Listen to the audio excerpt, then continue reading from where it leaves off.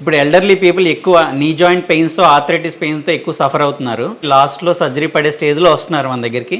X-rays తీసి చూస్తే ఖచ్చితంగా టీకేఆర్ చేయాల్సి వస్తుంది. ఇలాంటి పేషెంట్స్కి మనం చేయాల్సిన ట్రీట్మెంట్ ఏంటి, తీసుకోవాల్సిన జాగ్రత్తలు ఏంటి తెలుసుకోవడానికి మాతో డాక్టర్ లావణ్య ఆర్థోపెడిషన్ ఉన్నారు.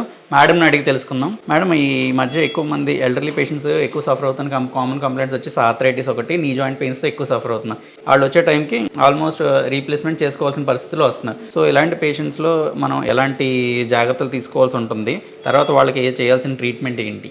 ఆస్టియో ఆర్థరైటిస్ అన్నది మన ఇండియన్ కల్చర్లో most common reason for joint pains. So ఇది లేడీస్కి జెంట్స్కి అని ఏం తారతమ్యం లేకుండా ఎవరికన్నా వచ్చే ఛాన్స్ ఉంటుంది. సో ఇండియన్ కల్చర్లో ఎందుకు అది మోస్ట్ కామన్ అంటే, ఒకటి వచ్చేసి మన లైఫ్ స్టైల్, ఇండియన్ టాయిలెట్ ఎక్కువగా మనం యూజ్ చేయడం, రెండు ఎక్కువగా కింద కూర్చొని రెగ్యులర్ యాక్టివిటీస్ చేసుకుంటూ ఉంటాం, మెట్లు ఎక్కి దిగుతూ ఉంటాం, ప్లస్ మనం చేసే హార్డ్ వర్క్, ఎక్కువ జాయింట్స్ మీద ప్రెషర్ పడే హార్డ్ వర్క్ వల్ల ఆస్టియో ఆర్థరైటిస్ మన మోస్ట్ కామన్ జాయింట్ పెయిన్స్లో ఒకటి అనమాట.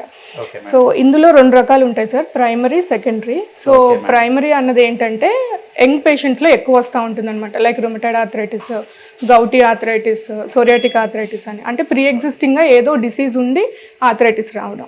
సో సెకండరీ ఆర్థరైటిస్ అన్నది మోస్ట్ కామన్, ఎక్కువగా అది ఏజ్ పెరిగిన వాళ్ళలో ఉంటుంది. సెకండ్ జెనెటిక్ రీజన్ ఒకటి ఉంటుంది.